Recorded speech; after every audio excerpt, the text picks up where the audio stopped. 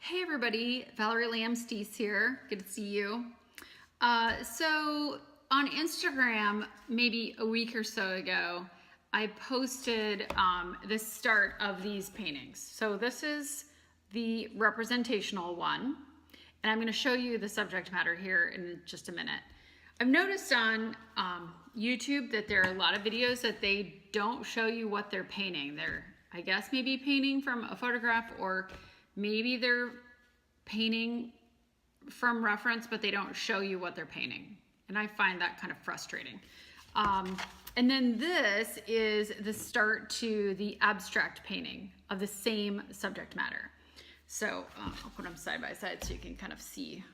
So I have given myself an exercise of using a very limited color palette. So I am using 3 colors and white. Okay, so this is quinacridone violet, ultramarine blue. You can tell this is, look, it's almost spent. And a burnt umber, and then white. So I'm going to show you my palette that I'm using also.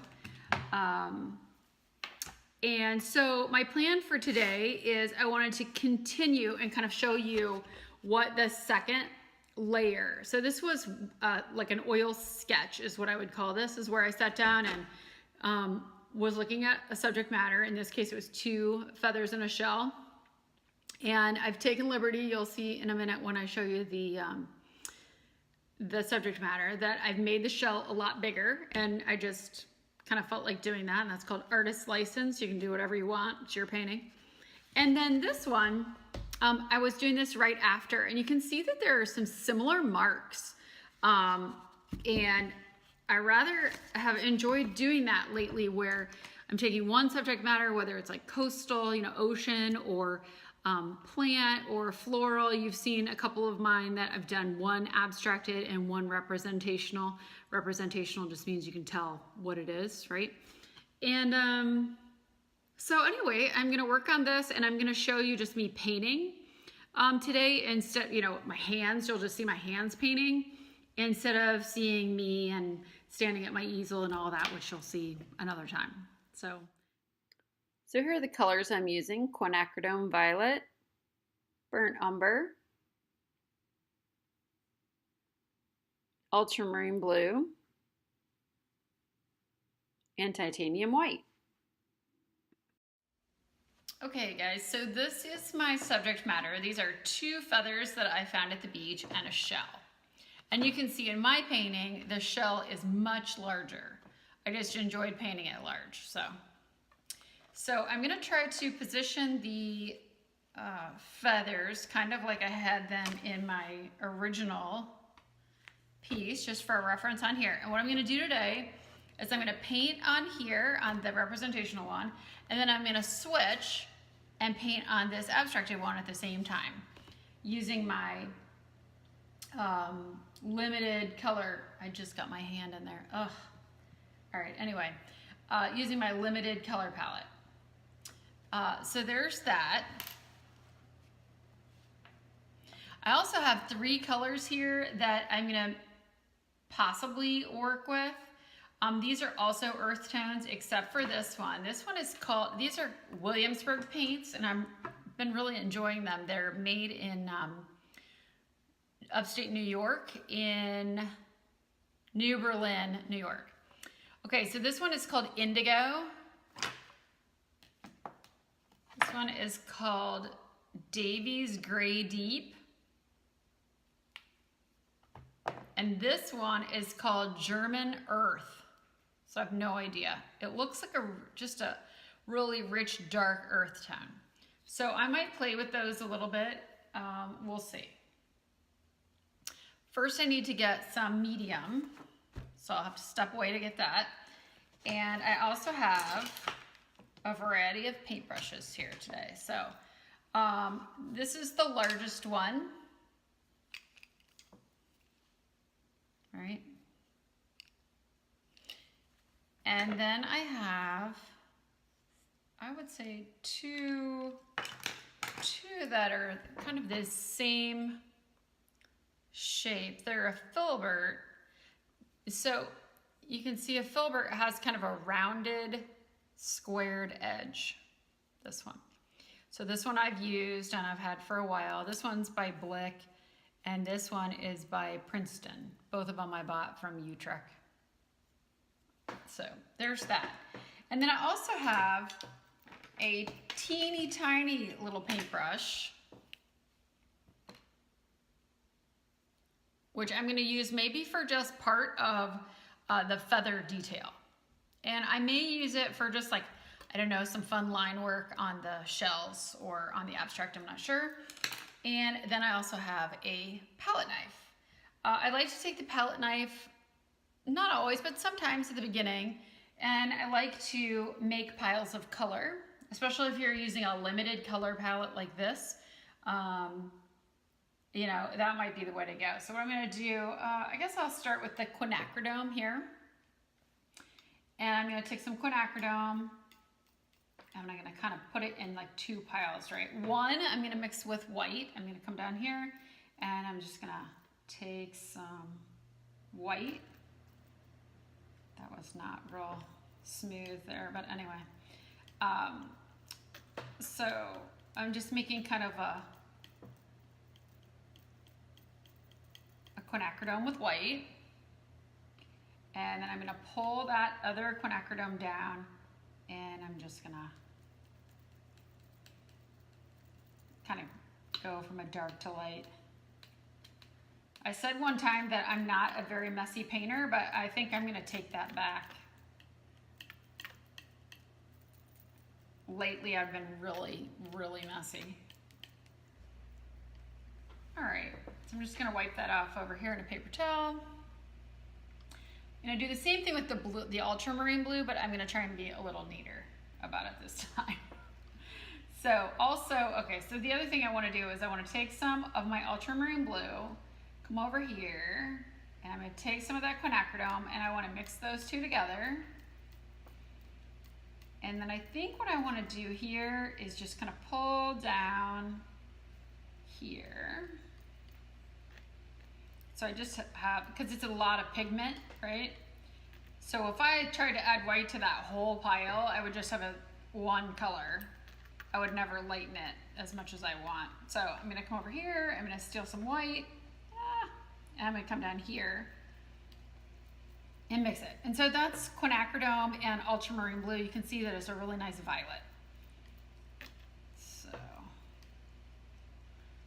there's that. So I'm going to wipe that off. Then I'm going to take some ultramarine blue. I'm just going to mix that white right there. I will probably add some more white down here.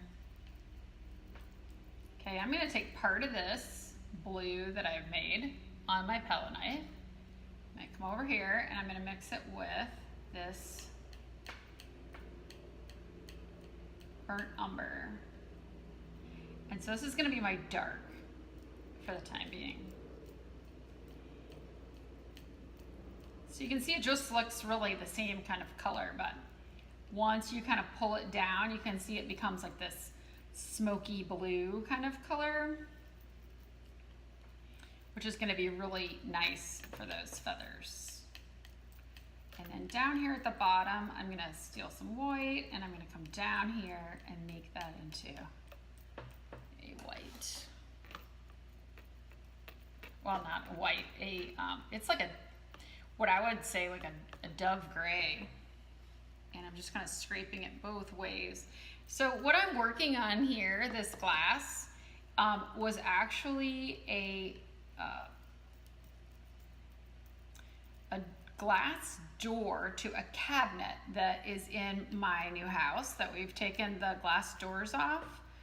And so I saved them to become palettes because they're a nice thick glass that's beveled on all four sides. I mean, anyway, so if you can find yourself a nice piece of beveled glass like this, definitely repurpose it if you can, because I know I've gone to the hardware store countless times and had to buy a big thick piece of glass, and not only is it expensive, but it's hard also to get home.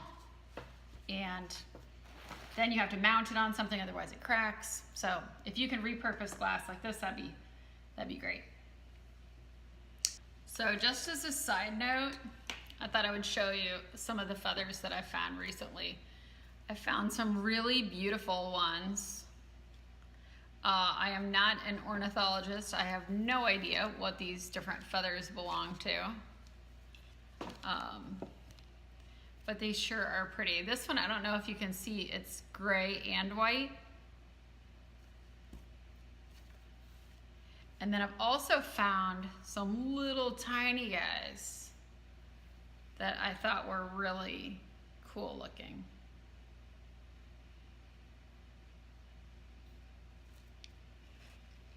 So that's my collection so far. All right, I'm gonna start with this little brush, even though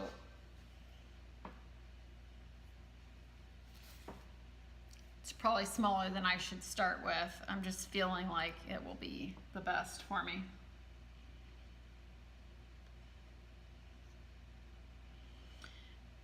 So I'm hoping that you can see some of the shadows that are underneath here from the lights. That you can't see this one, I'm sure, but there's a nice shadow running the length here underneath.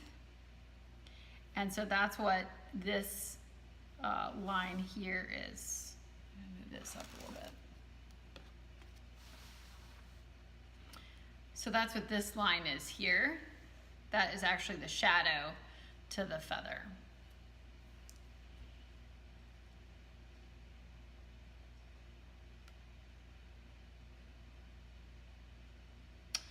I think I might start with my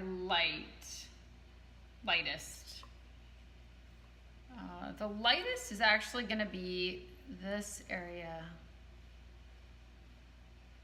of the feather.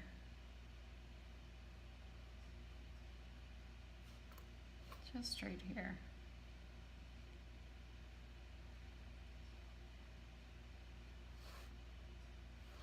Now this kind of comes all the way to about here. And if you don't want to make a whole line, a way to do that is kind of make dashes.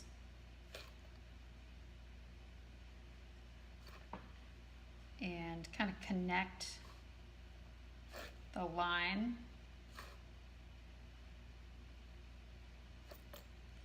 So that not only you're going in the right direction. Okay, and that kind of, I'm gonna grab a little bit of this gray and come over here, add a little bit of medium to my brush, and I'm just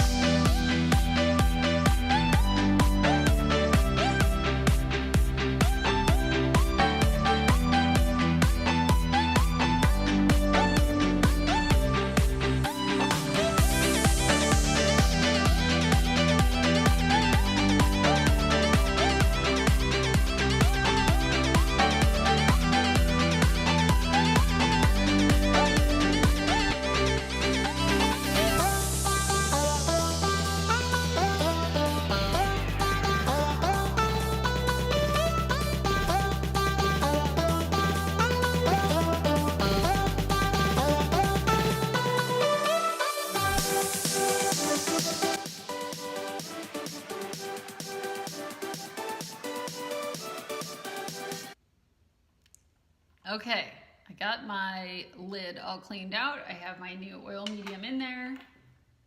I've wiped myself mainly off.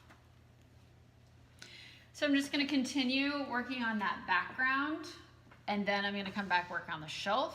So, one thing I typically do with my oil medium also is I'll do like a light color or white over here, and like say if I'm dipping my brush and it's dark, I'll come over here on the other side just to kind of keep it a little bit cleaner. Okay, now over here, the contrast, that means like the feather is much darker than the background. So I'm gonna lay in, I actually don't have a white. This is actually, has some gray in it, which is fine. If something is too dark in oil painting, you can always come back to it after it dries. And that's kind of really one of the great things about oil paint, besides just kind of the luminosity of the paint is really beautiful. It layers really nicely, one layer over top of another, which I find it harder to get with acrylic paint. Acrylic is wonderful in that it's quick. It doesn't smell like anything, and it cleans with water, right? I think those are its perks to me. I think the color that you can get with oil paint is much richer. People think that you have to have a lot of different things as far as to thin it out, which you can see all I'm using is terpenoid and an oil medium. You could really, if you wanted to just be kind of really like this kind of effect, like if you wanted to just be really like thin and let the paint kind of act like a watercolor almost, you could really just use turpentine. But you can see kind of the difference. There's like a little more sheen to it and a little more coverage, I guess I would say. So I'm just kind of brushing this out a little bit. There's a little bit of color showing through, which I kind of like. Okay, I think what I might do is I'll take a little bit of this violet and I'll kind of put some dashes out there and a little bit of this quinacridone.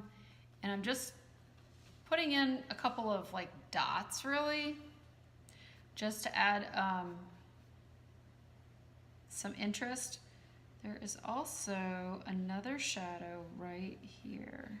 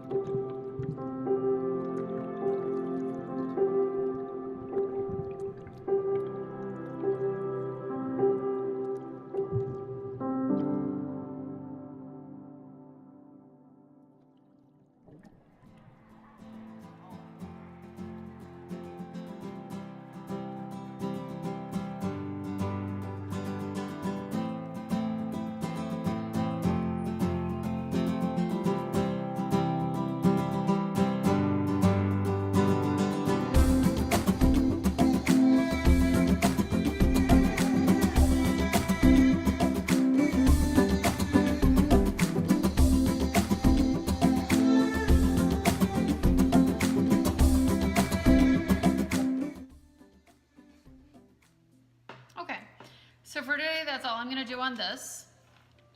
I think that has a nice second layer to it. And then I'm gonna start with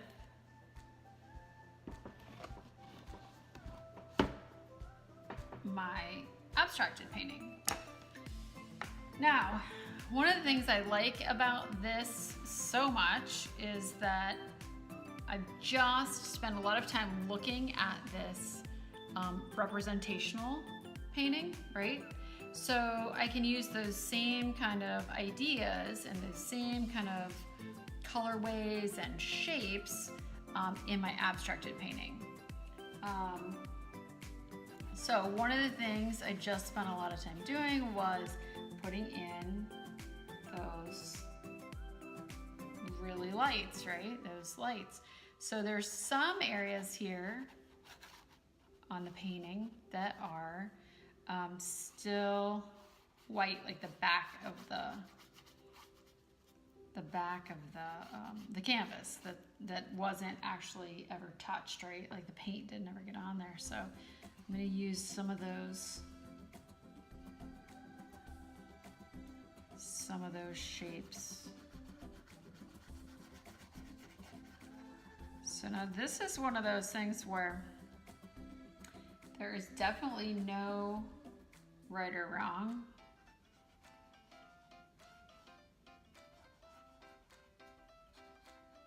So it's just, you know, however you feel, however you interpret it. I enjoyed, while I was doing this, adding a lot of turpentine to it.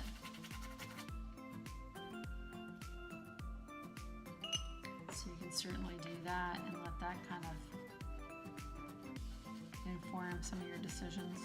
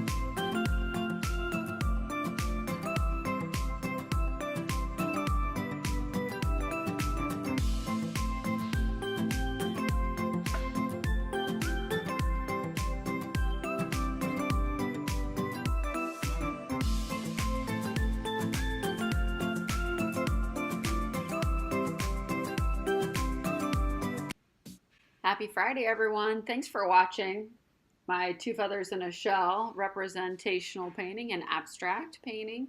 If you enjoyed what you saw, please give me a thumbs up. And if you'd like to see each Friday's painting episode, please subscribe. That'd be great. And I will see you next Friday. Thanks.